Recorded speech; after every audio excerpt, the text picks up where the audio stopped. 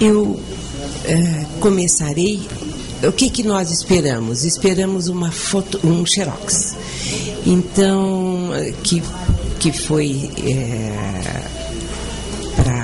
para a máquina no último momento. Mas eu começarei a apresentação e com certeza esse xerox chegará durante a minha apresentação do trabalho de Lucy e Juan José. Bom, bom dia a todos e a todas. Coube-me que, em nome da diretoria da LAST, a honrosa e prazerosa tarefa de apresentar para vocês dois pesquisadores europeus, Lucy Tanguy e Juan José Castillo. Há muito conhecidos por nós por suas contribuições analíticas no campo da sociologia, sobretudo do trabalho. A relevância do diálogo acadêmico e científico que ambos estabelecem com pesquisadores latino-americanos justifica esse painel especial. Começo apresentando Lucy Tanguy.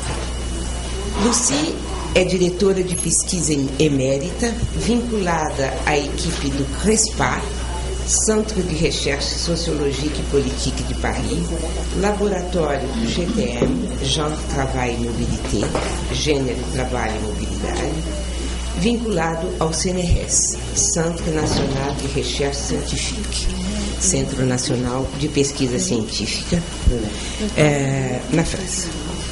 Bom, os caminhos que levaram a jovem inscrita em Química a cursar literatura na Sorbonne mesclam questões políticas, familiares, influências positivas de professores relevantes na sua formação. Essas mesmas dimensões, anos depois, a levaram a cursar sociologia, modificando os rumos vividos. Lucy trabalhou na Algéria. E naquele momento ela fez entrevistas para Pierre Bourdieu e posteriormente deu continuidade a essas entrevistas na França. A questão árabe foi central para e a pesquisa que ela nutria a causa árabe foi fundamental para sua inclusão na equipe. De volta à França, ou melhor, dando continuidade aos seus trabalhos na França, ela participou de diferentes pesquisas e indagações sociológicas. Em 1963, trabalhando com Vivienne Zambert, foi selecionada para o posto de pesquisadora no disputado Centro de Pesquisa já citado, CNRS, e inicia sua trajetória acadêmica e científica percorrendo todas as suas etapas até diretora de pesquisa nível 1. Trabalhou com Pierre Naville, sociólogo fundador de muitas das categorias que nos guiam até o presente, com quem desenvolveu o seu doutorado, posteriormente publicado sob o título A Escola, os Trabalhadores e o Capital, o exemplo da siderúrgica Lorraine.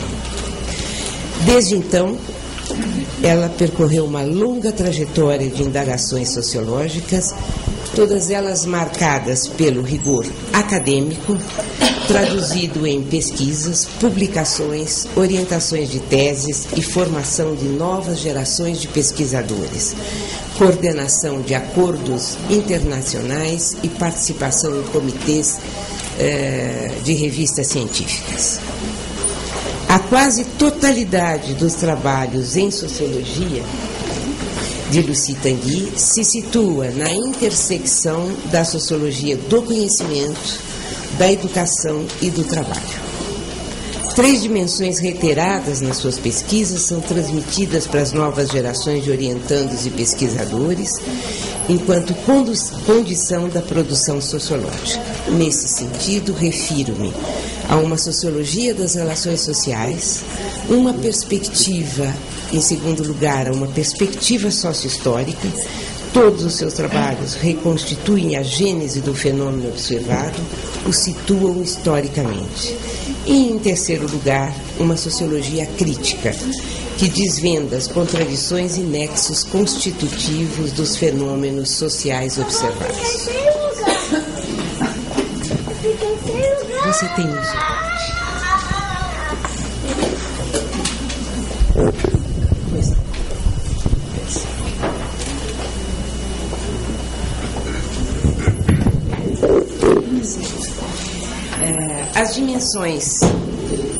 As dimensões citadas estão presentes nos diferentes campos de pesquisa trabalhados, tais como as relações entre educação e trabalho, e dentro desse campo, nas análises pioneiras que ela realizou sobre o deslocamento da noção de qualificação em direção à lógica das competências, trabalho esse que teve uma repercussão muito intensa na América Latina, sobretudo no Brasil, e a questão da formação permanente numa perspectiva comparada internacionalmente.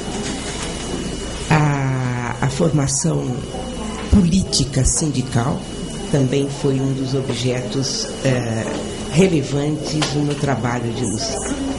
Nessa conferência, Lucy Tanguy realizará uma reflexão a partir da sua última pesquisa publicada pela La Découverte em 2011, com o título História da Sociologia do Trabalho na França, 1950-1990.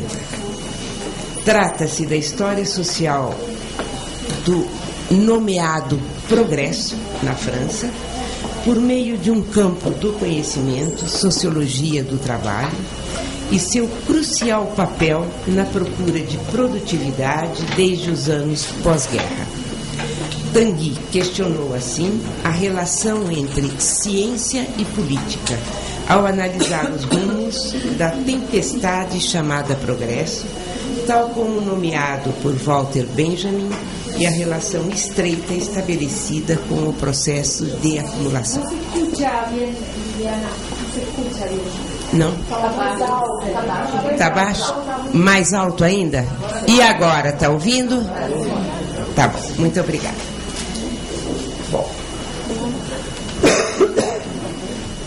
Juan José, professor catedrático de Sociologia, vinculado ao Departamento de Sociologia 3 da Faculdade de Ciências Políticas e Sociologia na Universidade Complutense de Madrid, onde realizou o doutoramento em Ciências Políticas e Sociologia.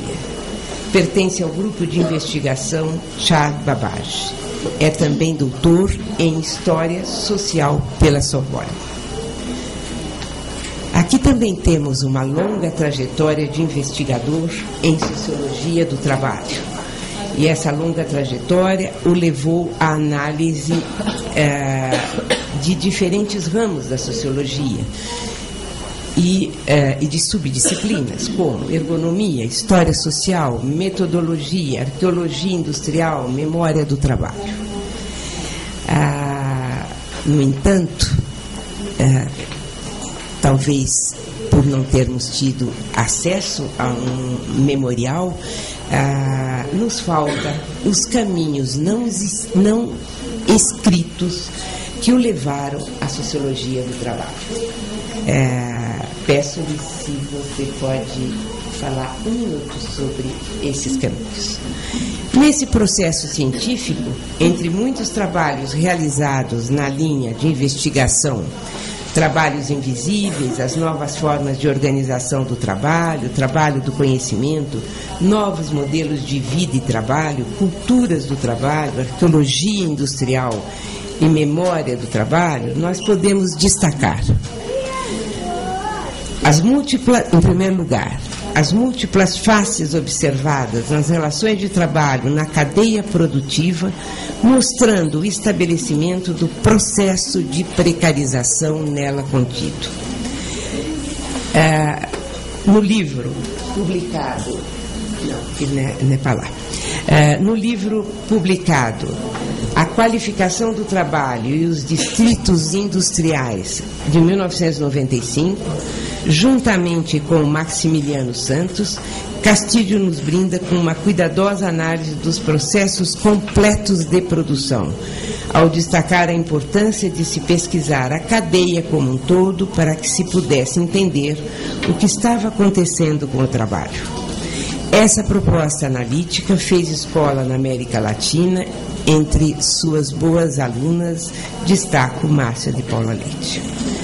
O questionamento, uma segunda dimensão, é o questionamento do significado social do festejado pós-fordismo. E Castilho tem um trabalho cujo título é uma pergunta de qual pós-fordismo nos fala. E, em terceiro lugar, ele analisou o trabalho no setor considerado de ponta, informando suas contradições, tal como a desqualificação de parte significativa de seus trabalhadores. Este é o livro sobre o qual ele falará. Os seus 3 últimos livros publicados analisam em diferentes ângulos esse setor. Então temos o trabalho fluido na sociedade da informação, a solidão do trabalhador globalizado e trabalho e vida na sociedade da informação. Castilho, enquanto docente e pesquisador, coordenador de grupos de pesquisa, tal como a direção de grupo de investigação Charles Babbage, editor da revista Sociologia do Trabalho, uma referência para esse campo científico, desenvolveu atividades que destaco, essas que eu acabo de dizer, na construção de um longo diálogo com a sociologia do trabalho latino-americana e na formação de novas gerações de pesquisadores. Bom, nesse instante, nós os ouviremos e passo, portanto, a palavra inicialmente para a pesquisadora Lucy Tanguy.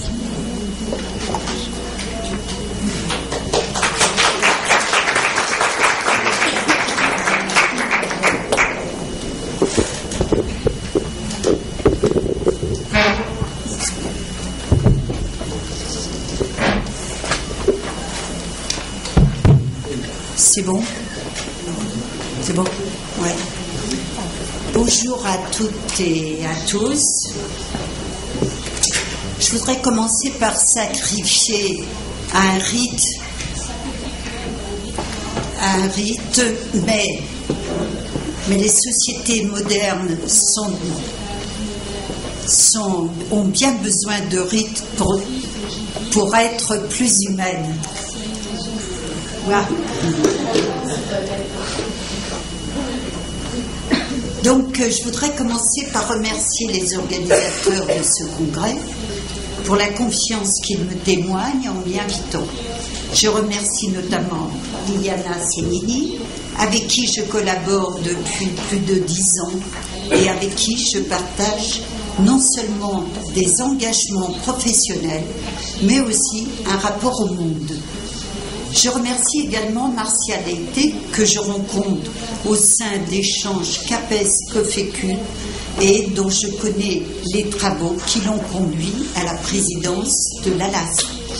Enfin, quant à Nadia, je la considère un peu comme une collègue parisienne et une ambassadrice de la sociologie du travail au Brésil et de la sociologie du Brésil en France.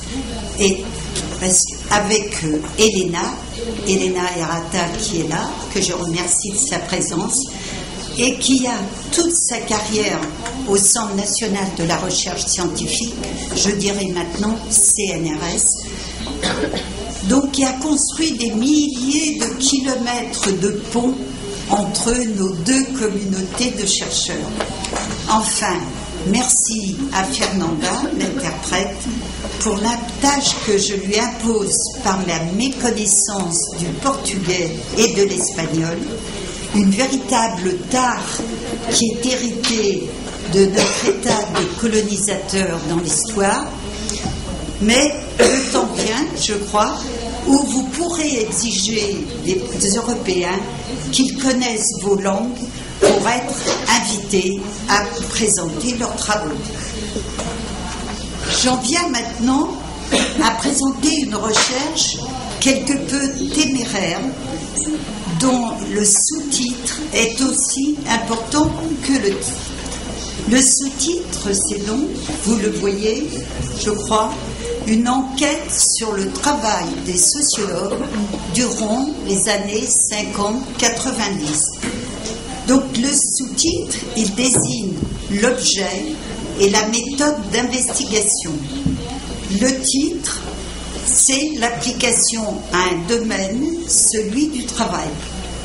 J'insisterai sur la démarche que j'ai adoptée et sur la construction des schémas d'analyse qui, je crois, peut être transposé à d'autres branches de la sociologie et à d'autres pays que la France, ce que Liliana Senini a déjà ébauché dans Éducation et Société, je ne sais pas prononcer, en 2012. Pour commencer, je dirais ce que n'est pas cet ouvrage. Il n'est ni un manuel, ni un traité d'œuvre ou d'auteur, ni une synthèse de théorie ou de propositions vérifiées. Donc il se propose d'être un essai de la sociologie sur la sociologie qui, comme le dit Pierre Bourdieu, est une des conditions premières d'une sociologie scientifique. En avant-propos, je dois dire quand même, je dois rappeler qu'en France, la recherche s'effectue pour l'essentiel dans les institutions publiques et notamment jusqu'aux années 80-90 au sein du CNRS, donc par des chercheurs à temps plein qui sont dégagés de toute tâche d'enseignement. Je crois que c'est important en arrière-plan. Donc j'ai dit une sociologie de la sociologie, ou tout au moins un essai. Plus précisément, c'est un mode d'analyse de l'activité scientifique en sociologie, inspiré d'un courant de recherche qui s'appelle les Science Studies, qui est développé plus particulièrement par les historiens et les philosophes des sciences de la nature. C'est un mode d'analyse qui est aussi proche de celui que Jean-Michel Chapouli a mis en œuvre dans la tradition de Chicago. L'activité scientifique est ici considérée comme une activité sociale qui a une spécificité qui est de produire des connaissances. Ce point de vue implique de l'analyser comme toutes les autres catégories d'activités, c'est-à-dire les conditions de production, les institutions où se déroulent les recherches, les actions des différents protagonistes en présence, c'est-à-dire les décideurs politiques, les agents de l'administration de la recherche, les chercheurs eux-mêmes bien sûr, ainsi que leur production, que ce soit des rapports, des articles de revue ou des ouvrages. Cette recherche repose aussi sur un point de vue qui refuse le présentéisme, approches qui sont pourtant très répandues en sociologie et qui se limitent à étudier le présent immédiat, approches qui sont ahistoriques et acritiques, point de vue qui, de ce fait, nuit à la compréhension de la réalité sociale, comme l'avait déjà fait remarquer Norbert Elias et comme l'a fait plus récemment Robert Castel. Alors maintenant, je vais montrer comment j'ai procédé pour faire cette analyse, c'est-à-dire les sources documentaires que j'ai utilisées et la méthode employée. Parce que je suis plus attachée à l'analyse des faits et des pratiques, j'ai privilégié les sources écrites que sont les archives pour revisiter, selon une expression consacrée, l'histoire récente de la sociologie du travail. Je vais les nommer pour illustrer ce que j'ai dit précédemment, à savoir qu'il importe de construire des schémas d'analyse qui englobent les cadres sociopolitiques dans lesquels se réalisent les recherches jusqu'à leurs résultats. Donc, tout d'abord, des archives qui proviennent d'instances différentes. Pour cette recherche particulière, c'était celle du ministère du Travail, qui comportait plus de 130 cartons, des rapports d'activité du CNRS, donc je l'ai dit, principale institution de recherche en France jusqu'aux années 90, archives d'un grand programme de recherche interdisciplinaire sur le travail, les technologies, le travail et l'emploi, les rapports d'activité des chercheurs en sociologie du travail. J'arrête là.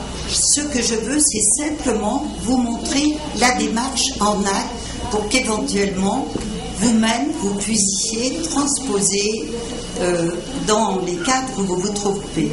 J'ai dépouillé aussi les archives de la Société française de sociologie, qui est l'ancêtre de l'Association française de sociologie d'aujourd'hui.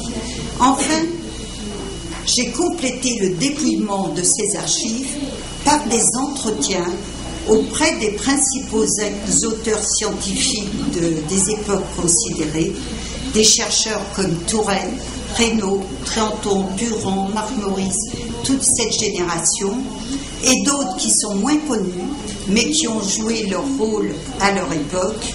J'ai également enquêté auprès des agents de l'administration de politique de recherche, à l'époque, donc, un nommé Delamode qui était au ministère du Travail, qui dirigeait l'Institut des sciences sociales du travail créé par ce ministère. Alain Diribarne, que peut-être certains connaissent, qui a dirigé ce grand programme de recherche interdisciplinaire dont j'ai parlé dans les années 80-90. Daniel Linard, que vous connaissez peut-être. Bon, je passe. S'y ajoute aussi le dépouillement des revues et des revues de sociologie en France. Et pas simplement des articles, mais des notes critiques, des comptes rendus d'ouvrages qui, dans les premières années 50-60, étaient beaucoup plus importantes que maintenant et beaucoup plus tournées vers l'étranger que maintenant, puisque dès même peut-être les 5 premiers numéros de sociologie du travail, un numéro entier consacré à la sociologie en Amérique latine et rapidement à d'autres pays européens. Donc, j'ai dépouillé Sociologie du travail, Revue française de sociologie et d'autres revues d'une manière moins systématique.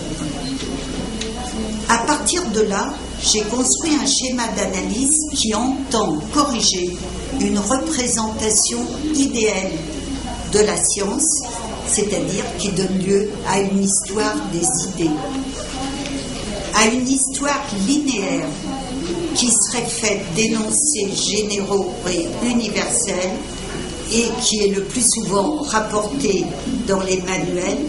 J'ai pu ainsi opposer une histoire discontinue et contextualisée qui relativisait fortement les théories antérieurement considérées comme irréfutables ainsi que leur généalogie. Cette démarche m'a permis de faire apparaître des correspondances entre les problèmes qui sont posés sur la scène publique et le style de recherche qui est érigé comme norme à différents moments dans le temps, comme on va le voir pour 2 périodes. Donc, la première période examinée, c'est celle des années 50-60, c'est-à-dire celle de la fondation de la sociologie du travail en France, et pour montrer qu'elle n'est pas celle qui a été diffusée dans les mêmes veines. La sociologie du travail est née en France sur la base d'une vision partagée entre les politiques, les forces vives de la société, les intellectuels, pour considérer le travail comme central dans la société, comme une matrice des faits sociaux, selon l'expression que Durkheim utilisait au début du XXe siècle, mais pour Durkheim, c'était la religion qui était la matrice des faits sociaux.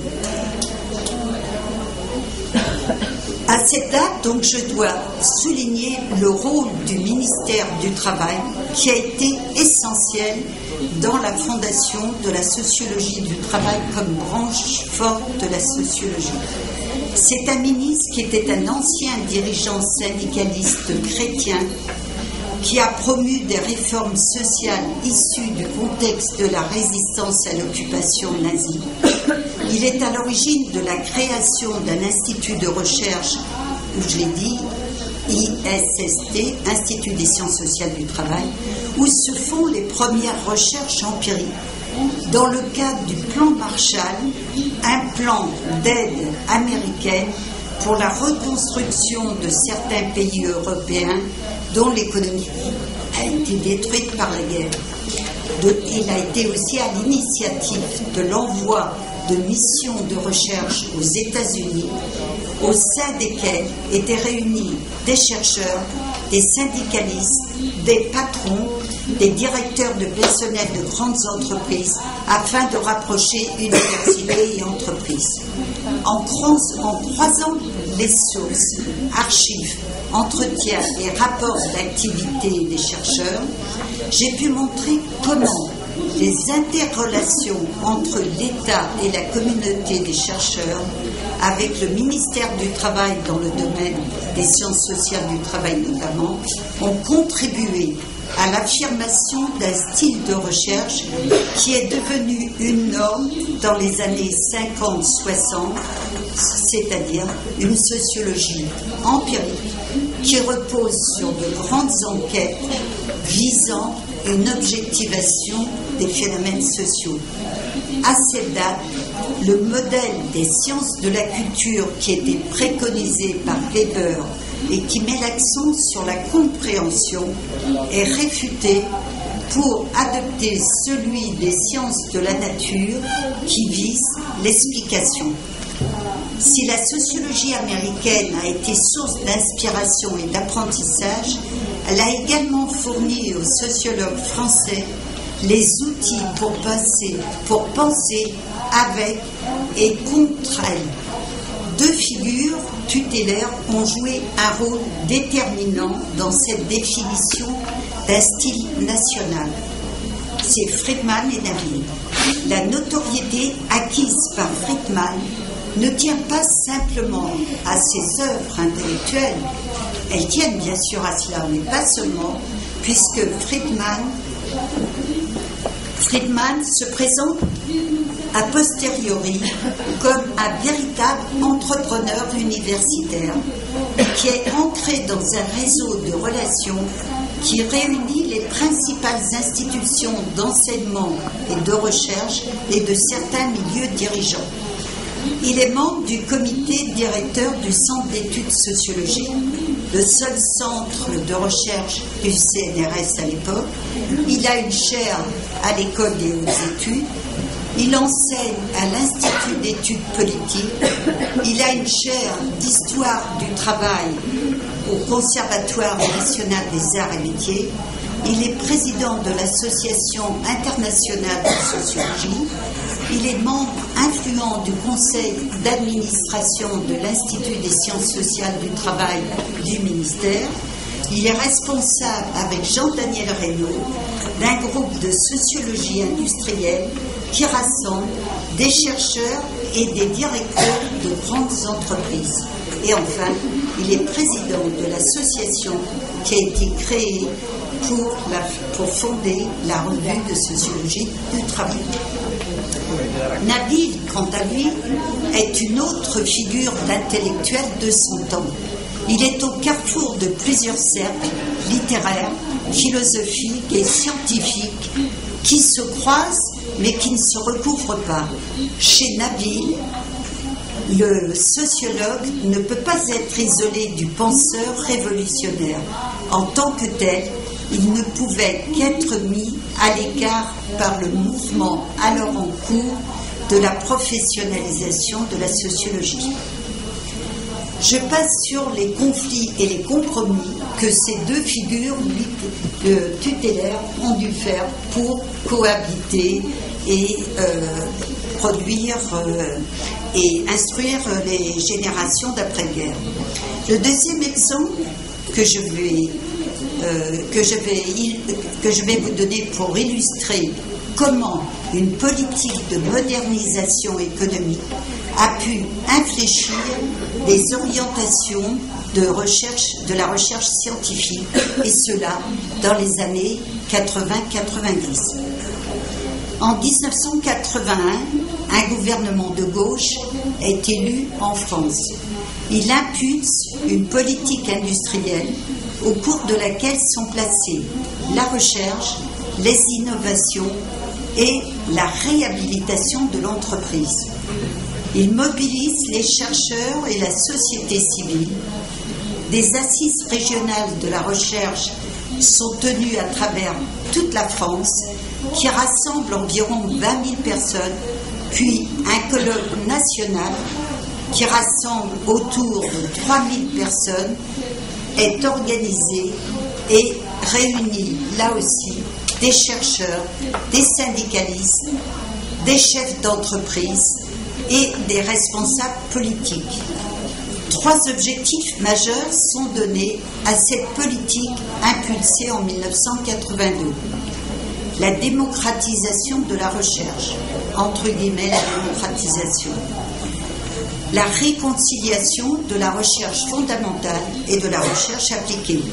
La reconnaissance des sciences humaines et sociales qui ont été mises à mal par les politiques d'un gouvernement de droite dans les années 70 parce que trop critiques.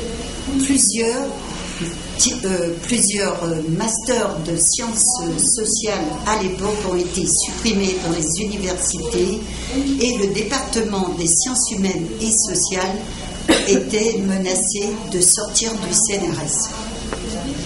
Les visées politiques de réhabilitation de l'entreprise, qui est généralement considérée par les intellectuels comme un lieu, pas seulement les intellectuels, par les travailleurs avant tout, comme un lieu d'exploitation, et la définition de programmes de recherche vont se rencontrer, ces politiques et la définition de programmes de recherche vont se rencontrer par l'action de chercheurs entreprenants qui voient à cette occasion la possibilité de rendre compte de certains changements en cours et à partir de là d'affirmer la nécessité de rompre avec des points de vue antérieurement admis.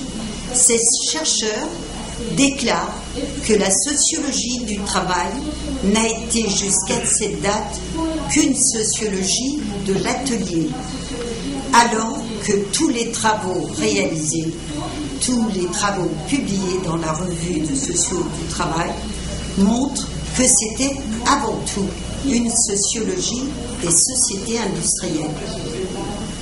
Cette rencontre de points de vue en émanant d'hommes politiques d'une part et de chercheurs entrepreneurs d'autre part, qui poursuivent par ailleurs des objectifs différents. Cette rencontre donc va donner lieu à une inflexion notable des représentations. L'entreprise est alors affirmée être le lieu central et non plus le travail, le lieu à partir duquel observer et analyser les transformations d'un système socio-économique dans son ensemble. C'est sur cette thèse qu'un programme interdisciplinaire est mis en œuvre et qui a duré près de 10 ans, où de nouvelles disciplines comme les sciences de la gestion, les sciences cognitives ont été impliqués aux côtés de la sociologie et à côté d'autres disciplines qui jusqu'alors n'avaient aucun lien avec les sciences sociales, comme les sciences de la vie et les sciences de l'ingénieur. Dans ce même programme, des contrats de connaissances ont été réalisés avec des entreprises publiques et avec des organisations syndicales où chercheurs et cadres d'entreprises collaboraient pour étudier les problèmes sociaux, spécifiques à chacune d'entre elles et, par un glissement naturel, à examiner les réponses à fournir à ces problèmes. On assiste alors à un mouvement de redéfinition du métier de chercheur en sciences sociales. Durant ces 2 décennies, la place du sociologue dans la cité, le mode de production des connaissances scientifiques ainsi que le statut de la recherche ont été redéfinis. La mission du chercheur devient alors non seulement de produire des connaissances, mais aussi d'intervenir aux côtés d'autres catégories d'acteurs en vue de changer la situation qui fait problème. Une inflexion notable s'ensuit au cours de ces années d'une sociologie critique vers l'expertise. À la figure du sociologue intellectuel des années 50-60 succède alors celle de l'expert. Dans le contexte examiné des années 80-90, une grande partie des sociologues du travail se sont plus préoccupés de comprendre les problèmes qui leur étaient posés et de rechercher les solutions à y apporter que d'étudier les présupposés qui sous-tendaient la formulation de ces problèmes. Ce courant qui a été majeur dans ces années n'a pas entraîné tous les chercheurs. Cela ne veut pas dire que c'est un trait majeur, mais tous les chercheurs n'ont pas agi de la sorte. En témoigne l'innovation qui a été réalisée par un groupe de chercheuses qui vont créer un laboratoire au CNRS sur la division sexuelle du travail, dont Danielle Kergoat et Elena Hirata sont les pionnières, recherches qui restent, elles, éminemment critiques. Ici se pose donc la redoutable question la redoutable question à laquelle nous, sociologues, sommes tous confrontés. Comment conjuguer des exigences contraires, celles nécessaires au maintien d'une autonomie de la pensée et celles liées à nos engagements dans la société auxquels des grands auteurs comme Max Weber, Durkheim, Norbert Elias ont répondu de façon différente. Pour conclure et ouvrir cet exercice de réflexivité sur le futur, je dirais que ce mode d'analyse a permis de réviser l'histoire conventionnelle qui a été donnée de la sociologie du travail par les traités et les manuels à partir d'une interprétation des œuvres et de quelques auteurs. Ce mode d'analyse, me semble-t-il, permet aussi de montrer que l'indépendance des chercheurs français, que nous, chercheurs français, avons acquis en 1984 par un statut de fonctionnaire, ne suffit pas pour assumer une autonomie de la recherche et que celle-ci est toujours en question. Il invite aussi à interroger l'usage inflationniste que nous faisons de la notion de théorie en sociologie alors qu'il s'agit le plus souvent d'énoncer de propositions éminemment contextualisées dans le temps et dans l'espace, et qu'une spécialisation très poussée ne fait que renforcer. Plus même, je dirais que les notions avec lesquelles nous pensons sont très souvent loin d'être des concepts et plus souvent des notions qui sont empruntées à la pratique sociale, et j'en nommerai deux qui ont été très utilisées, comme celle d'organisation qualifiante du travail ou celle de compétences, et qui ont été en fait des notions promues par les entreprises. Ce mode d'analyse fait voir aussi que la variabilité des thématiques, des méthodes, des perspectives, sans que celles-ci se confrontent entre elles dans le temps ou à un même moment, constitue autant d'obstacles à la cumulativité des connaissances. J'ai rappelé que cette cumulativité des connaissances pourrait s'établir non seulement sur des classes d'objets empiriquement identifiés, mais aussi sur des modes de recherche, des conceptions de la preuve, des critères d'objectivation, comme l'ont fait d'autres sciences. Enfin, contrairement à une opinion répandue, j'ai proposé d'examiner ce postulat selon lequel la cumulativité présupposerait l'existence de cadrages théoriques donnés, voire leur unification. Il suffit de regarder une discipline voisine de la nôtre, comme l'histoire, où la cumulativité s'obtient par une confrontation des sources. Voilà, alors pour finir, je rappelle mon objectif premier, qui était celui de transmettre.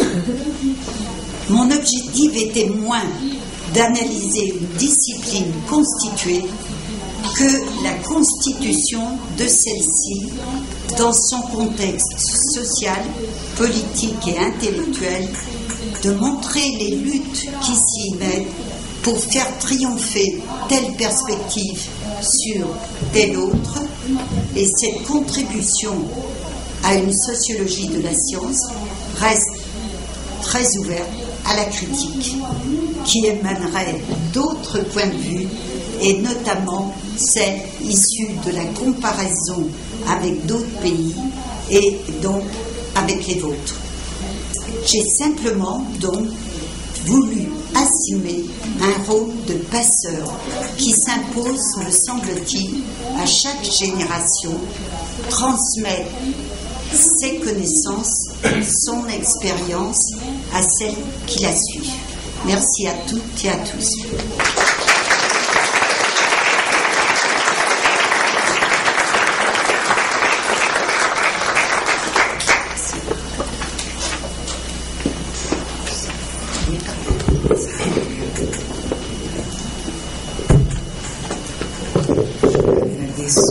Muito a fala de Lucy e passo a palavra a Juan José Castillo.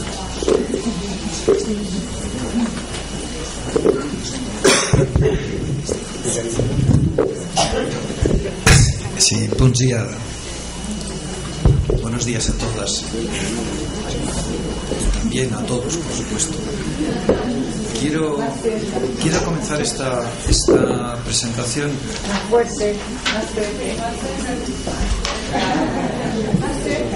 más cerca, ¿queréis todo? Más ricos, más guapos. ¿Qué más? A ver, ¿qué más? Más cómodos. Pasad los que estáis en la puerta, si queréis, ¿eh? Si es para escaparos por si aburro, podéis quedaros. Bueno, a ver si ahora ya llego. Vale. Bien.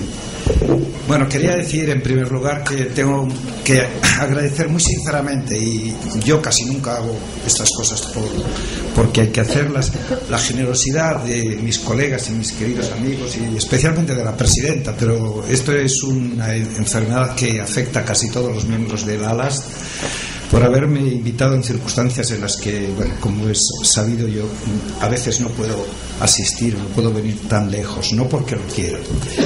Tengo también en mi haber, en todos los currículums que se pueden poner, quiero decir que tengo uno muy especial. Yo he sido socio fundador, aunque como soy de la madre patria, que a veces le ponen otro adjetivo que no es la madre precisamente, pues no he podido figurar en ninguna directoría de la... ¿Por? No. Ah, bueno. Despacio por la tradición. Bien. Brasileños. Bueno, haber sido uno de los que estuvieron en la fundación de la Asociación Latinoamericana de Sociología del Trabajo, a la que he pertenecido y apoyado de muchas maneras. Y debo decirlo aquí porque la memoria a veces es corta, especialmente cuando yo era responsable del Comité de Investigación de Sociología del Trabajo de la Asociación Internacional de Sociología. No fue casualidad lo poquito que pudo hacer para que terminara siendo una latinoamericana la presidenta de ese mismo comité 8 años después. Es de esas cosas de las que estoy muy orgulloso, verdaderamente muy orgulloso. Y de nada más. Lo demás, todo lo que se dice, pues uno escribe libros, pues como otros siegan hierba, ¿no? Pues no me queda más remedio que hacerlo.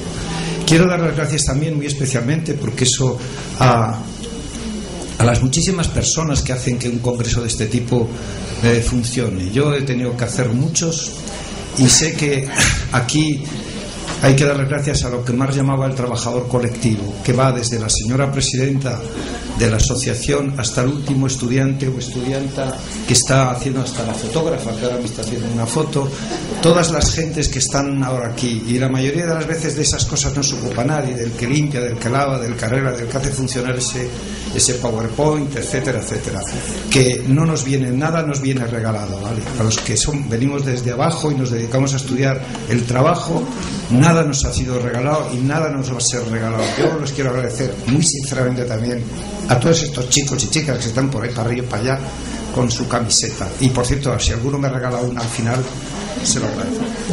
Bueno, pero vamos a entrar, porque además es verdad que debo hablar con un poco más de calma.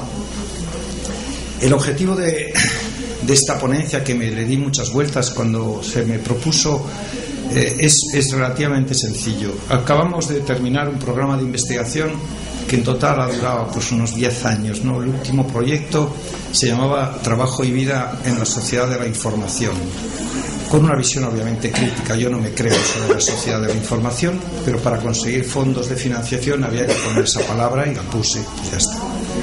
Vale, entonces de ese trabajo ha surgido, en la primera publicación es este libro, que también, como he visto que luego lo dejan por ahí, espero que luego me lo devuelvan o que no le quiten páginas. Se llama Trabajo y vida en la sociedad de la información. Está escrito en colaboración con una de mis doctorandas, ahora doctora, Icía Ragulló. Y el segundo libro es este otro, que es mejor que este. Para empezar, es negro, rojo. Vida y trabajo y relaciones de género en la metrópolis global. Escrito por 2 mujeres a las que quiero mucho y que es la continuación, digo, la mejora, ya lo dijo, es muy hegeliano, ¿no? Primero es bueno, pero el segundo es mejor, lo supera. Después hay unas 4, 5, 6 o 7 publicaciones, y en el texto que yo he enviado y que seguramente estará ya en la página, se recogen un poco. Es un texto provisional. Yo tengo la costumbre de escribir las cosas que voy a presentar, pero no de leerlas, porque entonces nos darían las dos. Y entonces entro directamente en el objetivo. Era presentar ese libro, pero lo que quise hacer, lo que he querido hacer, lo que estoy intentando hacer ahora mismo, es hacer yo mismo una sociología de la sociología, que decía Lucy Tanguy, una especie de análisis crítico, una especie, para todos los que sois lectores y aficionados a leer a Pierre Bourdieu de vez en cuando, pues una especie de sociología reflexiva, una especie de aplicarme a mí mismo lo que aplica uno a los otros, ¿no? Mientras estaba escribiendo esto, hace 4 días he leído un artículo reciente de Michael Burawoy que se llama The Fallacies of Ethnographic Research, y que resulta que dice lo mismo que yo. O sea, pues, yo no le copio, lo juro, pero dice lo mismo que yo. Y en una de las notas que sí he podido poner en la última versión, dice Michael Burawoy, al que conozco muy de cerca, al que he visto contar esto que he visto escrito, se lo he oído contar en Madrid, se lo he oído contar en otros sitios, ¿no? Dice que eso de criticar a los otros está chupado, claro, facilísimo. Lo bueno es criticarte a ti mismo. Y claro, él se dedica en ese pequeño texto a hacer una revisión de sus estudios e investigaciones para explicar qué es lo que ha hecho mal, ¿vale? Yo aquí no voy a deciros lo que he hecho mal del todo, pero en esa línea va la cuestión, ¿no? Y luego a Burawoy, como sabéis, Michael Burawoy, pues ha escrito también un texto que lo ha publicado por primera vez en Francia, en francés y en inglés, que también hace una revisión crítica, como no ha hecho nadie, del famoso libro de Manufacturing Consent de 1979. Bueno, yo empezaba empiezo por deciros lo que tengo aquí anotado. Empieza esta ponencia con una cita de Virginia Woolf, que, como sabéis, no es una socióloga. La cita decía así: yo estaba escribiendo precisamente este texto, todo esto ha sido leído, y Virginia Woolf es una de mis pasiones o de mis manías, ¿no? Y decía Virginia Woolf en Las olas, al final casi de la novela, dice: quizá la vida no sea apta para el tratamiento que le damos cuando queremos contarlo. Y yo me dije para mí, qué razón tiene Virginia, porque escribir este libro pues nos ha llevado mucho tiempo, nos ha llevado muchas rectificaciones, muchos desesperos, a los cuales ahora intentaré remitir. Y he pensado esto además, pensando que aquí habría también, no solo, iba a decir la vieja guardia, pero el primero de la vieja guardia soy yo, de la sociología, sino especialmente gente joven, gente que empezáis, a los que hay que contaros que por mucho que hayamos escrito muchos libros, nos ponemos nerviosos cuando hacemos una intervención. Tenemos muchas dudas, a veces no sabes qué hacer con las entrevistas, cómo las cojo, por dónde las atrapo, lo contaré mejor así, lo escribiré de la otra manera. Y a los que redactáis tesis o tesinas o los que estáis formándoos, tenéis que saber que eso no es nada raro, ¿vale? No es nada raro. A todo, y el día que nos pase, se acabó la pasión, se acabó la investigación. Entonces produciréis informes que, bueno, pues si os dan para comer, está bien.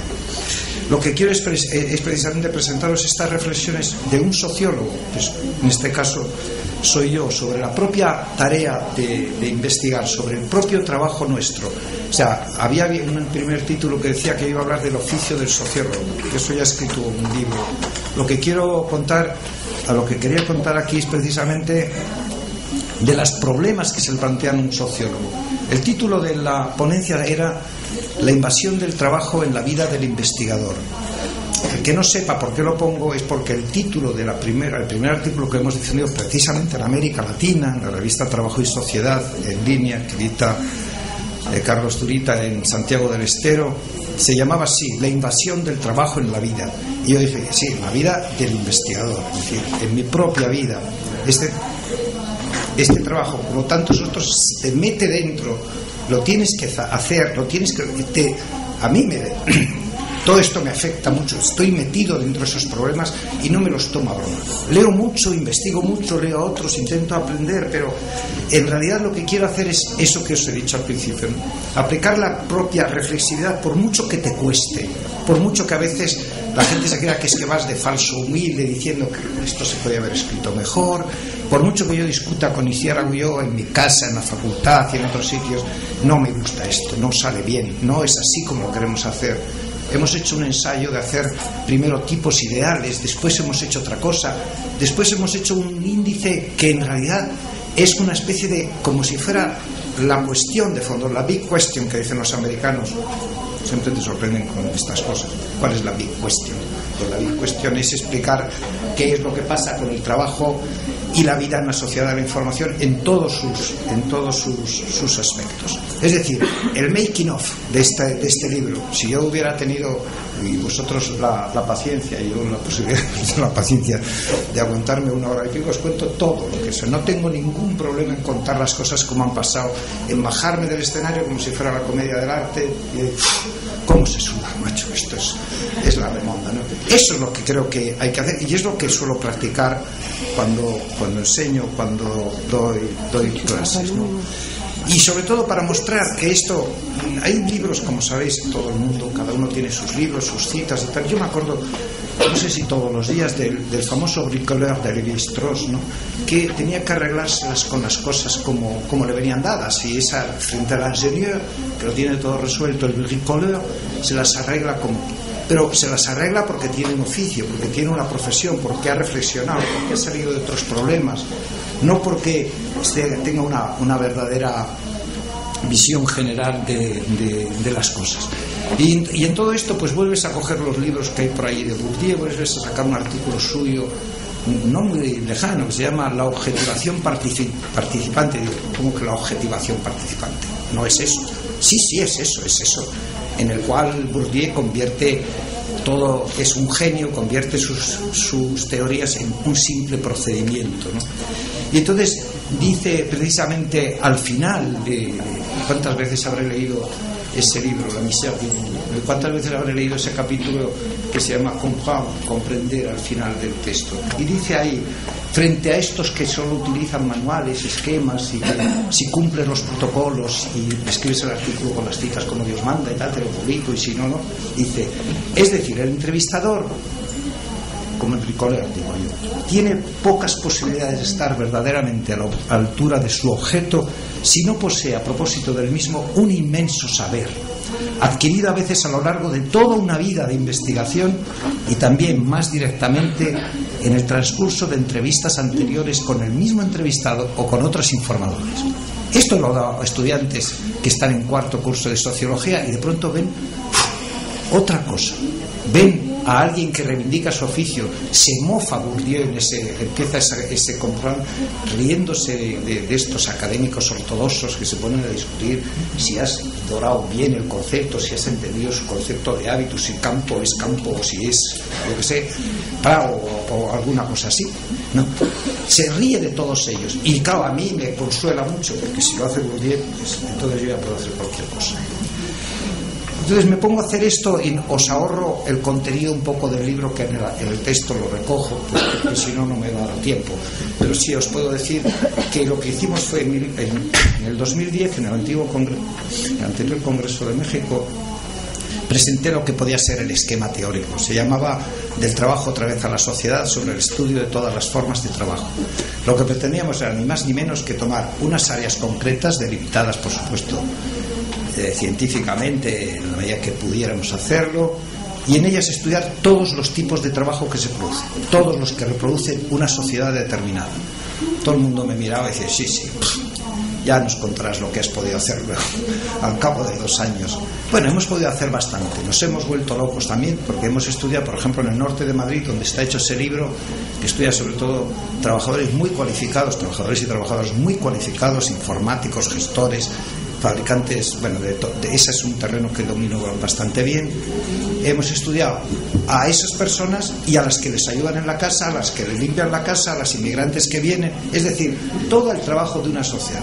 Y no hemos avanzado, obviamente, tanto como se ha ido avanzando en la sociología. Hoy en día no se puede estudiar, obviamente, sin perspectiva de género, no se puede estudiar sin reconstrucción de procesos productivos, no se puede, no, esas cosas ya van de suyo, va de soi, como dicen los colegas franceses, ¿no? Entonces, eso lo hemos hecho en distintas localidades. Uno es en Las Rozas de Madrid, que es este libro; otro es en el norte de Madrid, que es un distrito tecnológico; otro es en Pamplona, que es un distrito también para ciertas cosas tecnológico. Hemos estudiado los centros comerciales en Murcia, hemos estudiado en Lisboa. Un equipo de unas 20 y tantas personas hemos estado trabajando en esto. Aquí sí que es el trabajador colectivo. Yo soy el que los estimula y los hace faenas, les manda textos nuevos de Henry Hochschild y cosas así para que aprendan.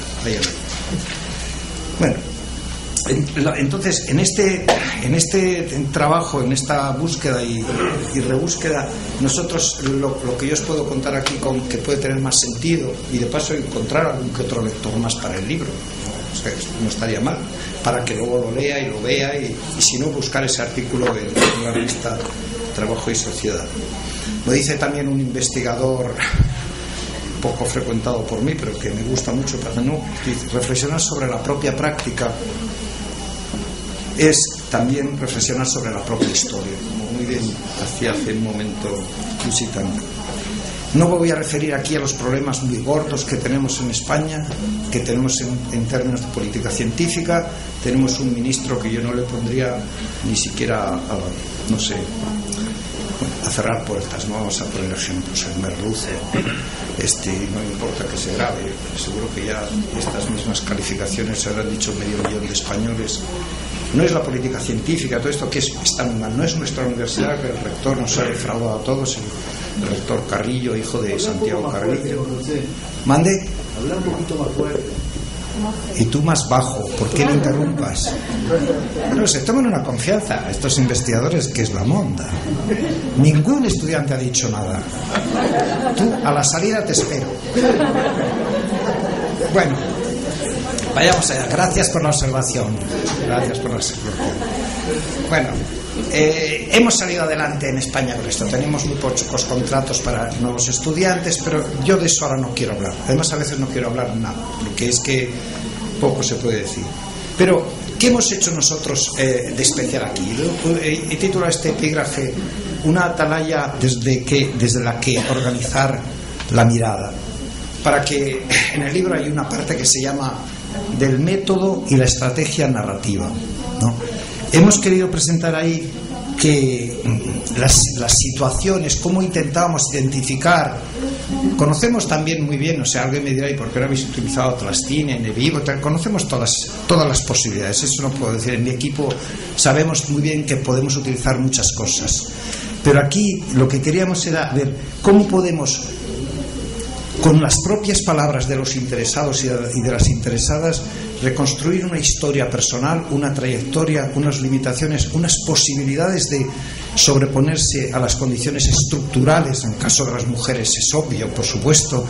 Por eso hemos creado unas categorías que se llaman hombre muy ocupado en el trabajo, o hemos creado mujeres siempre al final de la cadena. Aquí no lo hemos puesto así, pero lo he puesto en otro libro, ¿no? Pero lo que más nos interesaba destacar aquí es que cómo construimos esos personajes de tal manera que los vínculos entre el trabajo y la vida fuera del trabajo, entre el transporte a la casa, las relaciones de pareja, la vida, el reparto del trabajo doméstico, las perspectivas de carrera, en fin, todo eso se viera recogido, ¿no? Y claro, dependemos mucho. Luego hemos hecho unas 90 y tantas entrevistas en profundidad solo en este libro. Luego ese material es muy difícil de tratar, de organizar. Vemos lo que han hecho otros compañeros. Por ejemplo, Ana Polert, en una discusión en Brighton, nos contaba, que ella dudaba siempre de si contar estas cosas, de cómo contarlas, porque parecía que usabas la vida de los demás. Yo para eso soy extremadamente sensible, pero al final Ana Polert decía, y yo lo comparto, que al menos transmitimos a la sociedad algunas briznas de realidad de lo que somos capaces de transmitir nosotros, que hablamos en nombre de los que nos han hablado, y que tenemos que... Todas estas cosas que hemos discutido en la metodología, en la investigación, al final no sabes si habla la persona o tú, pero si eres muy honesto y tratas, como decimos nosotros, con mucha parsimonia los datos, te acabas quitando del medio un poco, no te quitas del todo. Pero todo eso nos ha llevado un montón de trabajo, un montón de reflexiones, un montón de autocríticas. Igual hay que ser menos autocrítico y ya está, y tirar para adelante. Pero a uno le cuesta, y yo lo que he venido aquí esta vez es verdaderamente a intentar desmontar esa figura del profesor que se lo sabe todo, del que ha hecho muchas investigaciones, que patatín, que patatá, y que ya está, va de sobrado. No, tengo guardadas más de 40 entrevistas todavía por explotar, ¿vale? Y es porque espero un poco de tranquilidad, y no es porque no sepamos cómo hacerlo. Lo que queremos es hacerlas de tal manera que sirvan para algo, para contar la vida de esas personas. Y voy a ir un poco más rápido despacito pero rápido para no pasarme del tiempo atribuido. Bueno, esta pregunta central, ya os la he dicho, era la vinculación entre el trabajo y la vida. Por eso se llamaba la invasión del trabajo en la vida. Ahí está dicho a dónde hemos llegado. En esos lugares de altas tecnologías, de altas cualificaciones y tal, la invasión del trabajo en la vida es todo. El trabajo se mete en la vida de la gente llega a casa y sigue trabajando en casa, la gente, como decimos en España, lo tendré que traducir, le venden la moto, es decir, le venden la moto averiada, quiero decir, le venden el trasto de que le dan una Palm, le dan un ordenador, tiene una conexión VPN desde su casa, tiene todo eso. Claro. O sea, que llegas a casa, no has acostado al niño y ya estás otra vez chucu. ¿No? Vale. Además lo sabemos por nuestra propia experiencia, nos la aplicamos poco, porque todos nosotros llegamos y bueno, como no me va a oír mi mujer, pues se mete con el chucu arriba y yo con el chucu abajo. Me refiero al ordenador que está arriba y al ordenador que está abajo. No hagan expresiones distintas. Entonces, los distintos capítulos del libro han sido articulados finalmente así, como un índice que en realidad, si lees el índice dices, ya sabemos de qué van estos. Pero a mí me gustaría que ahora, de verdad, esto va muy en serio, alguien lo leyera y diga, lo hemos conseguido. Pues no, pues muy bien, ya aprenderemos para el siguiente. Todavía me quedan unos pocos que contar. Hemos hecho esa opción, le hemos dado 1000 vueltas. El segundo libro yo insisto en que está mejor porque se ha escrito después de tantas discusiones y tantas cosas. Luego el Paloma, que es ya puestos a contar mi vida, es mi mujer, la que está ahí, no se le nota, pero es mi mujer, y yo creo que lo han escrito mujer. Ella dice, pero Juanjo, tú eres el director. Bueno, ya está. Aquí estamos. ¿Cómo contar y cómo escribir? Esto es lo que yo os quiero contar ahora mismo y con eso agotaré el poquito tiempo que ya me queda, ¿no? Cuando estamos fabricando este libro, yo siempre tengo a mano algún texto de Virginia Woolf, ¿no? Y decía, bueno, ¿cómo escribimos esto? Y estaba leyendo Las olas, otra de las novelas. Entonces digo, claro, esto es lo que habría que hacer. Las olas empiezan, como sabéis, con el amanecer del día, va pasando el día, aparece un personaje, aparece otro, y le va dando motivo. Si hiciéramos esto, ¿qué tal? Ella da entrada a los personajes, porque nosotros también construimos personajes que tienen nombres y apellidos y seudónimos en el libro, por supuesto. Y cada vez que hablas de cada uno de esos personajes, sabemos de quién estamos hablando. Para Iciar y para mí, en la escritura de este texto, esto ha sido verdaderamente un parto doloroso y largo. Y una de las preocupaciones fundamentales, y perdona que yo insista en este asunto, ¿no? ¿Cómo transmitir al público la riqueza, el dolor, las dudas, las contradicciones, tal y como las habíamos visto y vivido? Y esto lo subrayo, y vivido. ¿Por qué no reconocer esto también? Y vivido. Cuando ha salido alguna de esas entrevistas con el alma encogida por lo que te han estado contando, que es tremendo, que es terrible. Y nosotros no tratamos con hormigas, tratamos con seres humanos, ¿no? Y por eso precisamente nos planteamos cómo transmitimos esto a los lectores y las lectoras, cómo seremos capaces de hacerles llegar esto que nosotros hemos sentido y vivido, cómo lo hacemos. Y os pasará a muchas y a muchos de vosotros, pues te pones a contar el lugar al final y dices, esto está desangelado, esto no es lo que nosotros. Vuelves a oír la entrevista y dices, no sale, esto no es lo que habíamos visto allí. Pero somos nosotros los que somos incapaces de transmitirlo, porque siempre pensamos en el público. Y si no os lo digo esto, precisamente a ver si veo algunos más jovencitos por ahí, siempre pensamos cuando escribimos o cuando damos una conferencia en el público. Yo aquí tengo un público mixto, así que me saldrá una cosa mixta, como una paella de esas de pollo y pescado que no lo hace nadie en Valencia, ¿no? Pues eso, ¿vale? Pensamos en los académicos en el mejor y en el peor sentido de la palabra. Pensamos si se nos van a emitir el artículo en la revista tal, que tiene unas normas muy establecidas, o pensamos simplemente en querer decir lo que nos han transmitido esta gente. Pensamos en aquellos mismos que hemos estudiado, a los cuales les devolvemos una visión externa y pensamos que les puede ser útil para lo que sea, para movilizarse o para lo que sea. Nuestros personajes son figuras sociales, nosotros los construimos de esa manera, pero también los construimos como personajes en el mismo sentido que lo construye quien escribe una novela. O sea, En este caso me dio por seguirle a Virginia Woolf, pero también he seguido mucho a Beatrice Beth, que no era una novelista, pero que leyéndoles los diarios sabías precisamente cómo y qué hacía y qué se planteaba, y también confesaba alguna vez cómo hacer que un montón de tablas estadísticas se llenen de vida y se puedan transmitir. Es decir, cómo podemos transmitir los conocimientos, no con esta gente de los ministerios de España, no me meto con ningún otro, que lo único que hacen es ponerte 4 cuadros y como se ve en el cuadro 1, las mujeres están más en Tudela que en Albacete, y entonces y así siguen todo eso, ¿no? ¿Cómo podemos transmitir esto? Y esta es una labor obviamente técnica, en el sentido profundo, porque yo obviamente soy un defensor acérrimo de esta profesión de sociólogos. Antes me decía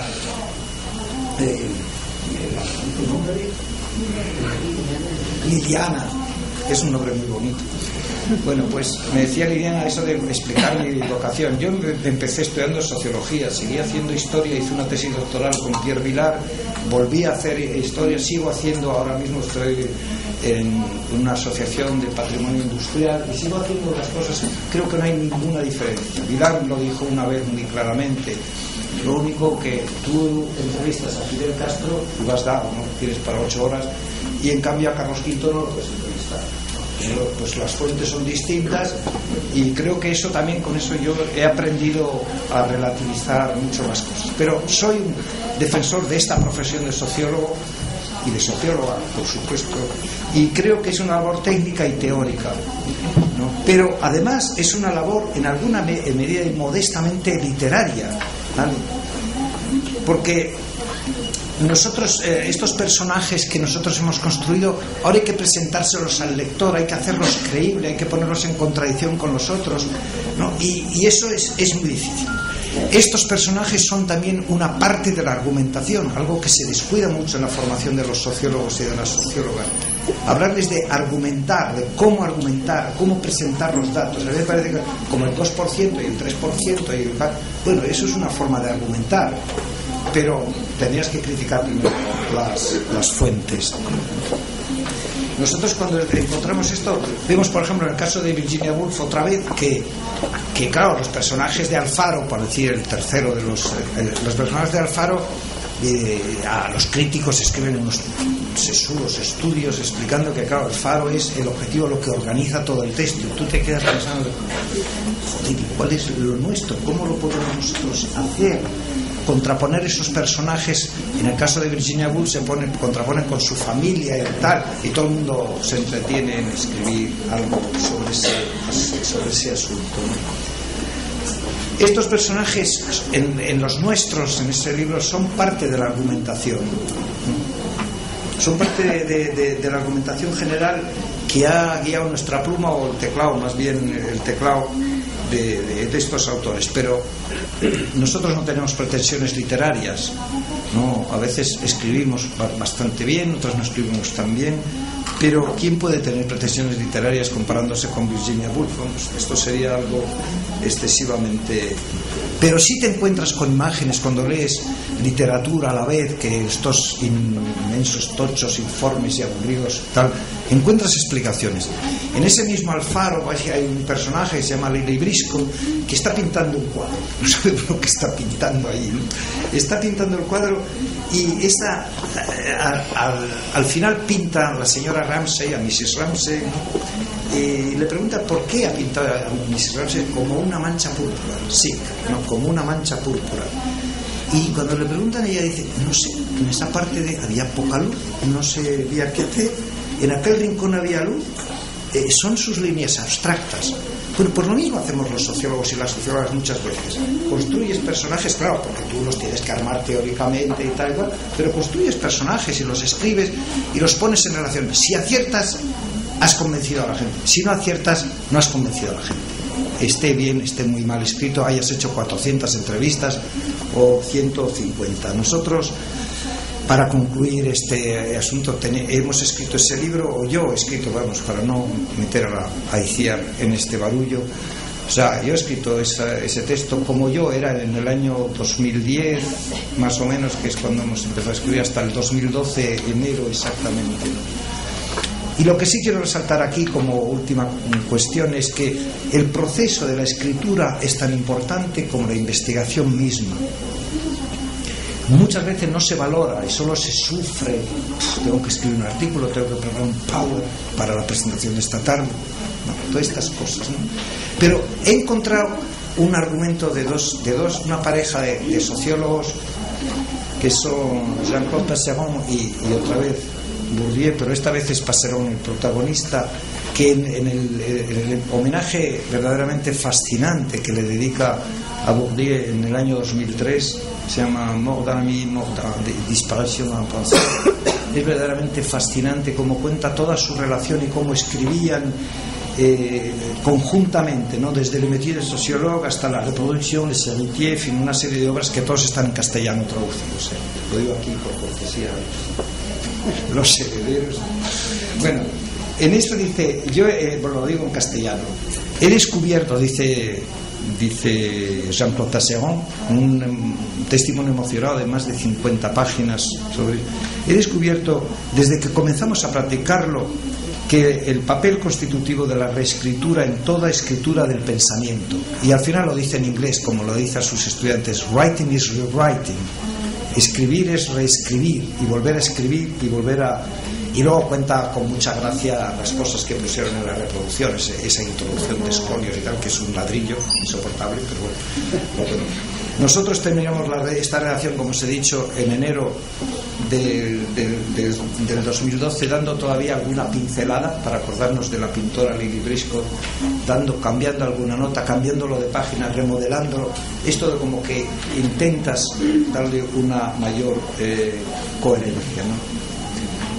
Trabajo y vida en la sociedad de la información es lo que pueden leer ustedes, lo que podéis leer vosotras y vosotros, si tenéis la amabilidad de hacerlo. Es nuestro cuadro, ¿vale?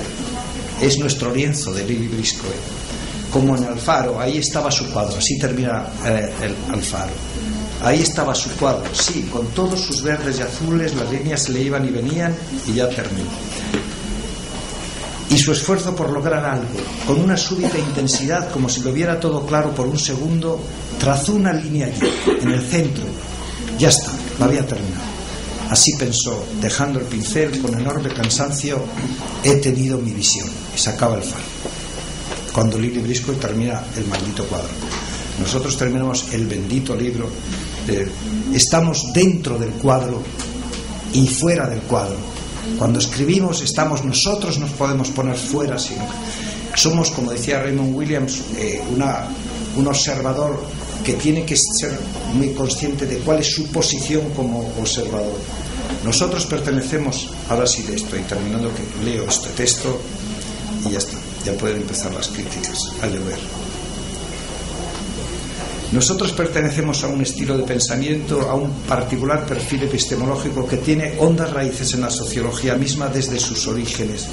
Lo aprendimos de Wright Mills, lo aprendimos de Marx, en España lo aprendimos de Ángel de Lucas, de Alfonso Ortiz, de tantos maestros, también de Pierre Bourdieu, que insiste en uno de sus últimos textos, en este de la objetivación participante, en esta argumentación dicha por Bourdieu, al que yo obviamente no solo leo y admiro, sino que aprecio mucho también en sus posiciones políticas, que tanto han sido criticadas.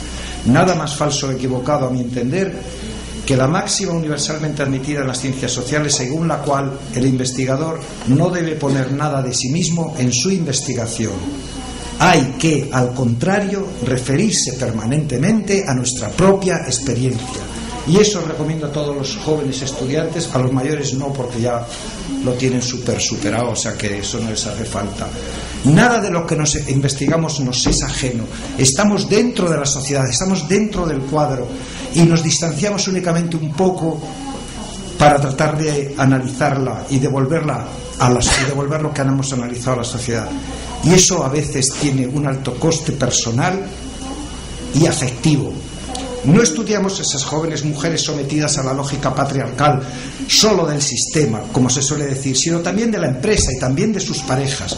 A veces tenemos que contener el dolor de conocer de cerca esas experiencias que en muchísimos casos se nos ha contado con una confianza que aún tenemos que merecer, contándola como sociólogos y sociólogas a todo el que quiera oírnos.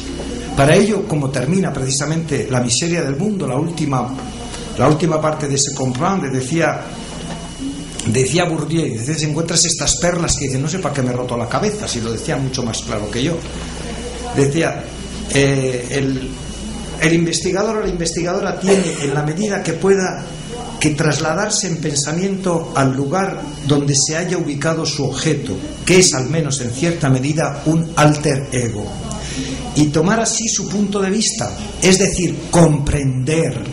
Eso es lo que quiere decir aquí, no solo como Max Weber, sino Bourdieu, comprender que si estuviera en el lugar, como suele decirse, de ese alter ego, sería y pensaría sin duda como él o como ella.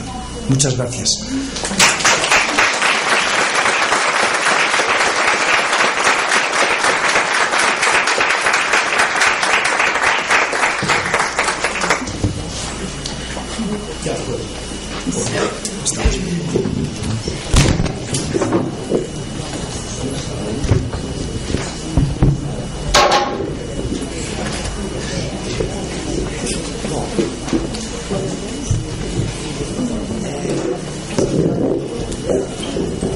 A palavra, a partir desse momento, está com vocês, sociólogos que com certeza se identificaram, se perceberam dentro dos objetivos, tanto da fala da Lucy, que questiona o ofício do sociólogo e enquanto um ofício de compreensão crítica, assim como na fala de Juan José Castillo.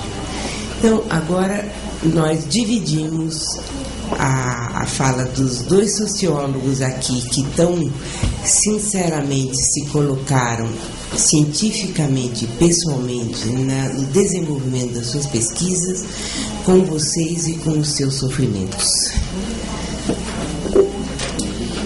Quem gostaria de começar? Nós temos pouco tempo, temos 10 minutos e 10 minutos. E portanto, peço que rompam a timidez e tragam as questões.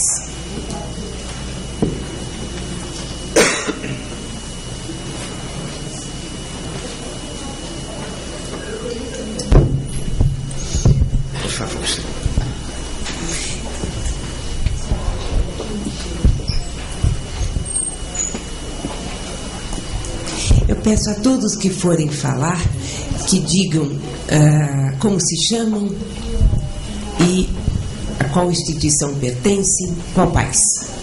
Eu sou Glória Marrone, da Universidade Autônoma de Puebla, e queria comentar com o professor essa discussão que ele planteia, porque é muito triste, meu entender, que às vezes investigações muito buenas quase que se vão à basura porque os alunos ou nós outros mesmos não saber escrever. E, sin embargo, em todos os fóruns, uno vê gente que escreve maravilhoso, pero que, no fundo, pues nem é tão bom investigador, nem tão bom sociólogo.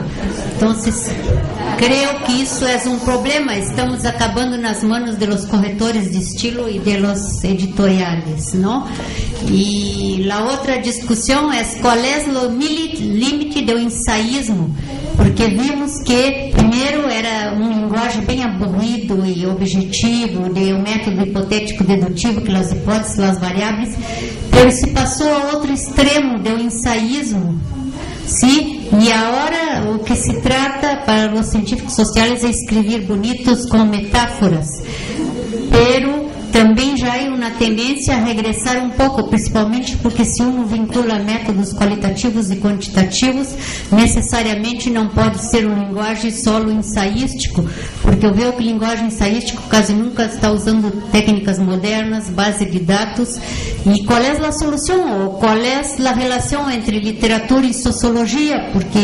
E ciências sociais e literatura, porque eu creio que aí também reside grande parte dos problemas, não? Porque, como eu digo, a gente acaba na mão dos corretores de estilos, dos editoriais, bom, e a pesquisa séria mesmo, séria, sistemática, se a gente não é bom escritor, tá quase na basura ou no lixo, como se diz, né?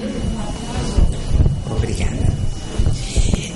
Eu proponho uma segunda pergunta para que possamos, Selma, por favor, para que possamos responder um conjunto e encerrar, porque infelizmente acho que não teremos tempo para 2 rodadas de pergunta.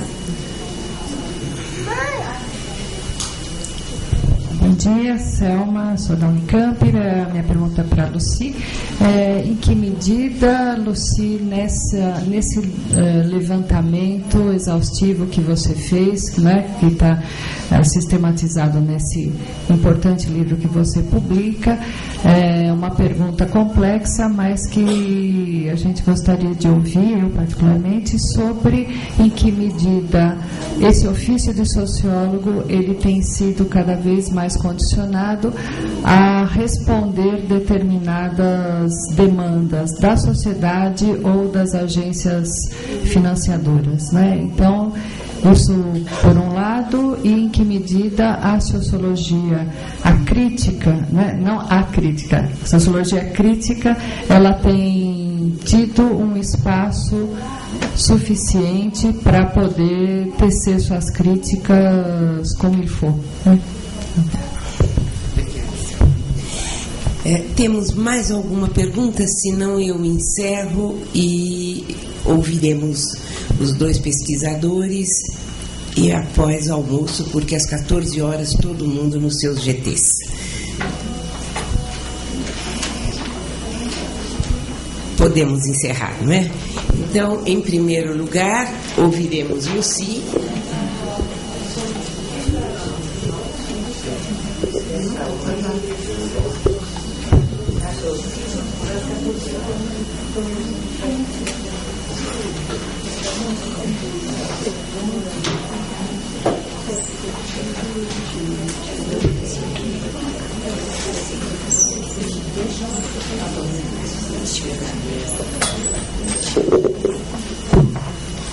Bon, vaste question déjà, chers collègues, sur l'écriture. Moi, je pense que Juan-José a posé une question très importante. Et je pense que dans tous les pays du monde, on assiste à une perte de la maîtrise de la langue. Mais je ne dirais pas que c'est d'écrire bien avec des métaphores, avec un langage sophistiqué. C'est plutôt la perte du raisonnement logique de la science. Que celle-ci soit positiviste, de type interactionniste ou autre, je crois même que les revues perdent cette exigence qu'il y avait que j'ai retrouvée dans les débuts de l'existence des revues de sciences sociales, où on commençait par exposer la démarche. C'était la démarche qui était d'abord exposée. Quelle était la question posée? Comment on allait procéder pour y répondre?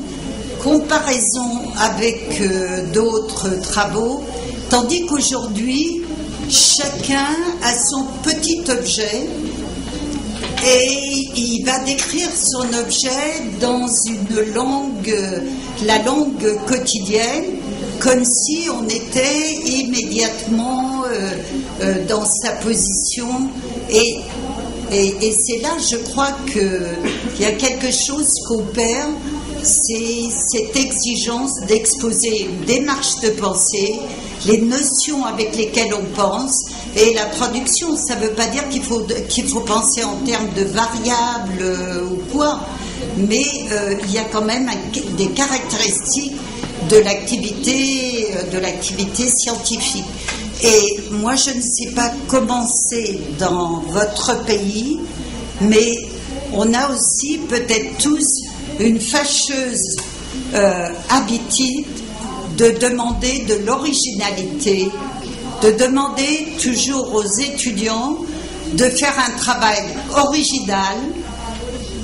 Et je crois qu'au lieu d'insister autant sur l'originalité, c'est sur la pertinence de la question qu'ils posent par rapport à celles qui sont déjà traitées. Toujours avec cette exigence qui est la mienne, qui est de constituer un corpus de connaissances qui se renvoient les unes aux autres. L'autre chose que je me permets d'introduire, c'est toujours cette espèce de propension que nous avons à parler de nouveau. Tout est nouveau. Tout n'est pas toujours nouveau. Simplement, ça s'exprimait autrement. Et du coup, à force de parler de changement, on s'aperçoit qu'on ne parle plus de ce qui ne change pas, mais qui a pris d'autres noms. Voilà ce que je voulais répondre, c'est peut-être un peu à côté. Alors,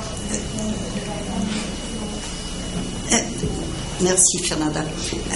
L'autre question de Selma sur la pression de plus en plus forte de la demande sociale.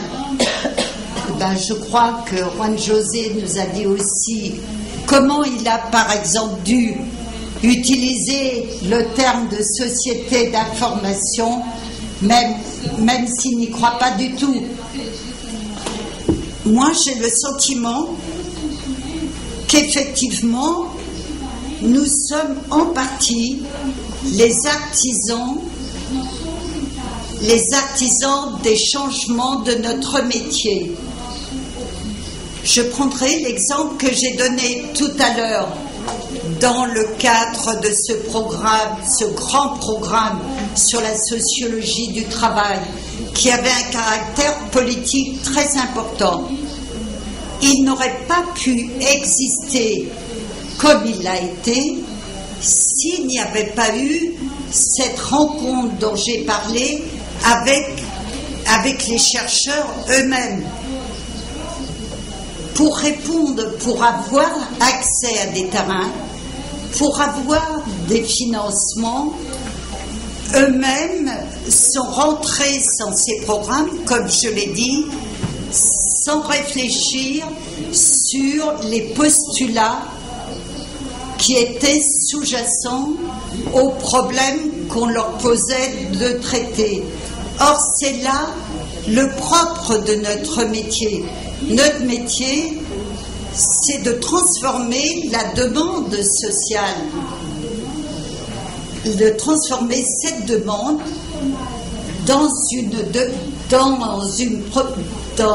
en termes de connaissances scientifiques du problème qui nous est posé. Donc, certes, la réponse que je donne est très rapide, mais j'insiste quand même beaucoup sur la nécessité, la déontologie, la vigilance que nous devons avoir pour ne pas aller dans le sens d'un travail de consultant. Merci.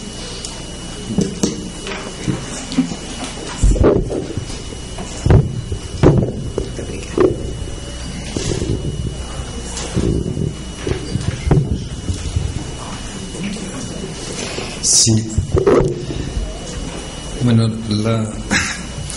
por responder a la primera de las preguntas, claro, con esto debíamos de sentarnos. Lástima que no sé si la comida se va a enfriar, pero es que están en casi todas las cosas. Pero primero, yo no hablo de escribir muy bien, y puedo decir, por ejemplo, que un artículo mío que después resultó ser, o sea, creo que era la búsqueda del trabajo perdido, que es la base de todo el proyecto de investigación que después la revista Estudios Sociológicos, según me confesó en secreto uno de los evaluadores, la quería rechazar porque era muy literaria.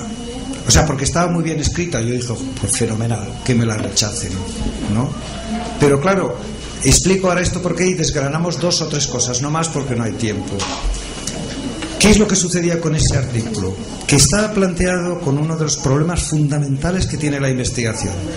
La investigación se enfrenta a una especie de magma publicitario. Por ejemplo, hablemos de la producción ligera, ¿no? La producción ligera se vendía como producción ligera, producción snella, producción enxuta en portugués. O sea, todos los empresarios no despedían obreros, aligeraban la empresa, la adelgazaban, la hacían bella.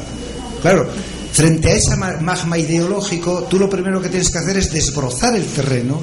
Eso que se puede llamar sentido común científico, obviamente no vamos a caernos ahora del guindo, como se dice en España y en español, o sea, pensando que el sentido común se construye solo. O sea, claro, la publicidad, no sé, estamos viendo a todas las empresas más contaminantes en España hacer propaganda que ahora son verdes y tal, y mañana serán rojas si hace falta, rojas de la bandera roja, vamos, o sea, es que... Entonces, para poder luchar contra esto, frente a un lenguaje totalmente ideologizado, yo escribía precisamente, y lo digo al principio de ese texto, en el filo, utilizando precisamente recortes de periódicos. Por supuesto, utilizaba toda la literatura existente, pero en la primera parte intentaba justamente desmantelar esas imágenes del presidente de Volkswagen en Barcelona con bata blanca visitando la SEAT de Barcelona cuando iban a despedir a obreros, diciéndole: la SEAT adelgaza efectivos. Fantástico. Entonces, frente a eso, cualquiera te dirá, y tú lo compartirás, bueno, no es una discusión contigo, yo además te agradezco la pregunta porque ilustra, o sea, lo primero, lo más importante que hacemos los sociólogos es, las sociólogas también, por supuesto, desvelar lo oculto. Esto lo decía Bourdieu hace 1000 años. Yo creo que lo leí en el primer métier de sociólogo, en la primera edición. O sea, y todo el mundo sabemos que precisamente, puesto que la lucha, les enjeux de la lutte, como solía decir él, es precisamente oscurecer la realidad, ¿no? La nuestra es desmantelar, o como decía Michael Buraboy, es to obscure and secure, la extracción de plusvalía. Entonces, no somos ángeles que caemos en un territorio y fotografiamos lo que pasa, porque no vas a ver más que nieblas, más que oscuridades. Entonces, hay que romperlo, hay que destrozarlo, y por lo tanto, lo primero que tenemos que hacer, eso es lo que intento, es romper con ese sentido común. ¿Por qué las parejas se divorcian? ¿Por qué los obreros toman las fábricas? ¿Por qué los brasileños toman las calles? Claro, la primera explicación es la del sentido común, y nosotros tenemos que hacer, como decía Marx muy bien, o le decía a Engels, ¿no? Y con mucha sabiduría, yo lo digo también a mis estudiantes: si la realidad social fuera tal como la tenemos delante, ¿para qué iban a necesitarse sociólogos o marxistas? Decía él, ¿no? Pero entonces perdemos la... Entonces, una es esa primera, y eso...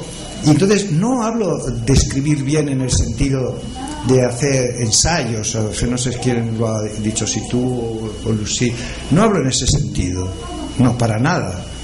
Yo hablo en el sentido de hablar y explicar y ser capaz de manejar la lengua, en este caso, en mi caso, el castellano, lo que sigo, el francés, que también escribo en francés, de manejarlo con una riqueza expresiva que no esté coartada por el 5% del 2%, por donde diría Groucho Marx, por la parte contratante de la primera parte, que no entiende nadie lo que quiere decir, ¿vale? Eso es lo que hay en los trabajos que yo corrijo en la facultad. Hay una falta de dominio de expresión en la que no son capaces de decir y de matizar, porque la sociología, si tiene algo, es eso, es el matiz, no es tan fácil, no son todos buenos o todos malos, no todas las mujeres superan el techo de cristal o no lo superan, no es eso, hay que manejarlo bien. Manejarlo bien quiere decir ser capaz de utilizarlo. En muchas... por ejemplo, la American Sociological Journal desde hace mucho tiempo, y la American Sociological Review peor todavía, tú tienes un formato establecido, estado de la cuestión, y vienen 40 referencias bibliográficas, es decir, que te has leído todo sobre la alienación en el trabajo, ¿no? Después no sé qué, después los estados de la cuestión, después la discusión, después no sé cuánto. Y como decías tú antes muy bien, ¿y qué ha eso? Eso ha generado mucho empleo de redactores que dan los datos, los cuadros y tal a un personaje que se lo escribe. Pero los negros no es de hoy. También en la literatura y en todo hay negros. O sea, negros, por si alguno no sabe lo que es en portugués, pues el negro es el que escribe bajo pago a otro, ¿no? O sea, escribe para otro.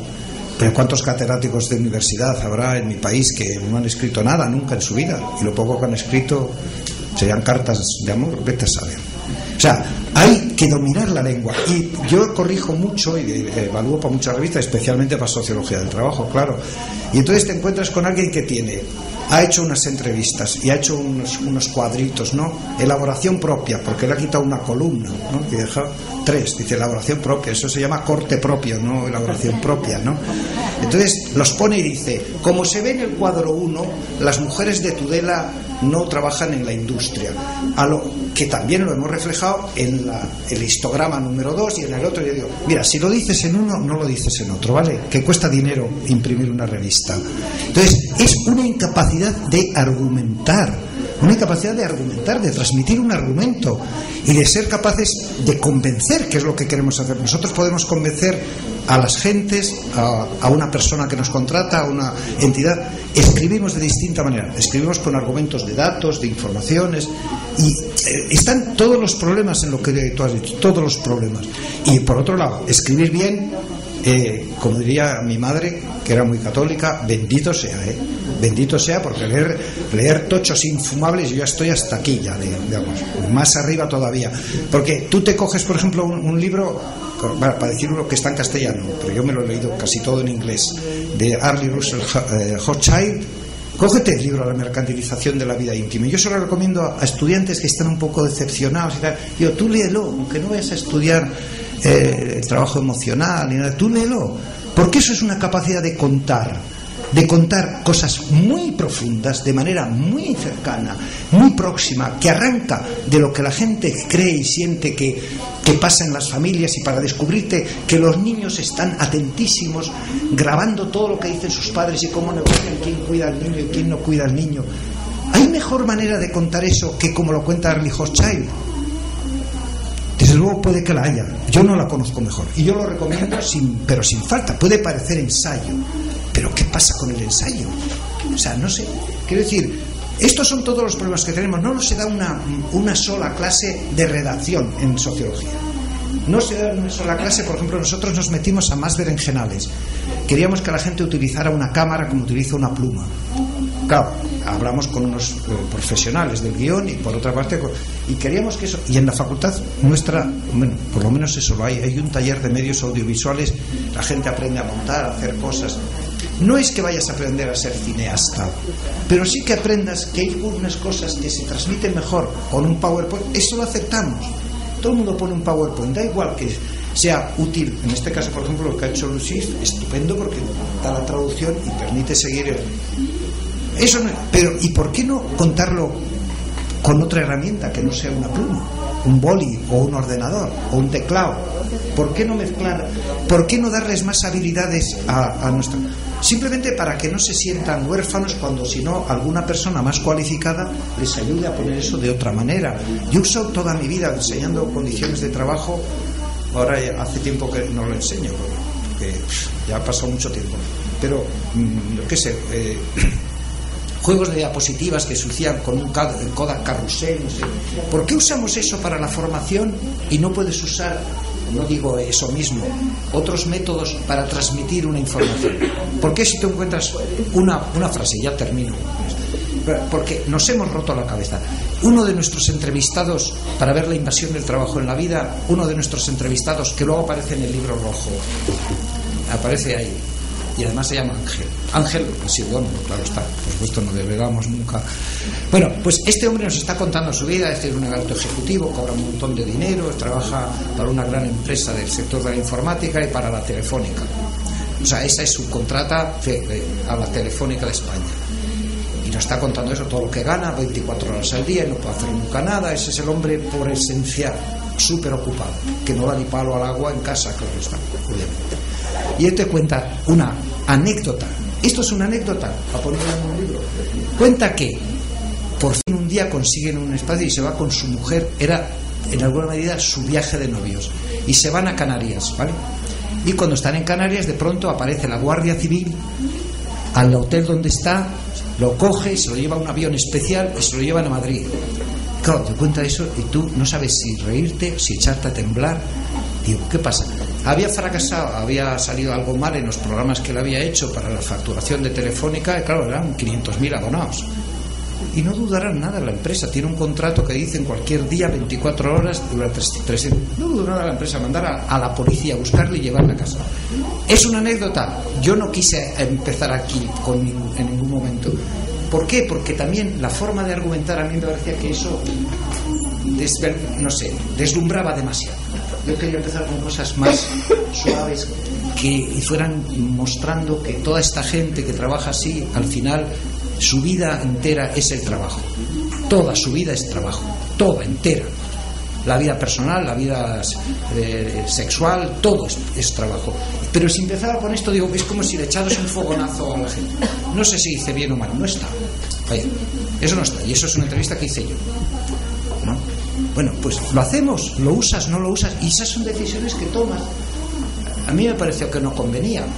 Luego, aquí en este otro libro ha aparecido en una esquina, o sea, muy en un lateral, pero ya no deslumbra, ¿no?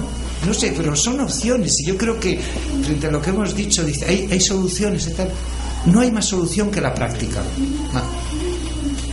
A veces hay que recordar a un sociólogo chino, que ahora no lo cita nadie, que decía que para conocer el sabor de una pera, era Mao Zedong, claro, por supuesto, pero que decía, para conocer el sabor de una pera hay que comérsela. Bueno, pues para aprender este oficio hay que practicarlo, y uno lo hace y aprende y vuelve, y aprender con buenos maestros, y que los maestros les dediquen tiempo a los chicos jóvenes, que no se hagan tampoco los tan elitistas, no sé. Bueno, pues eso, y desde luego yo os agradezco a todas y a todos y haber compartido con Lucita, y esto me gusta mucho.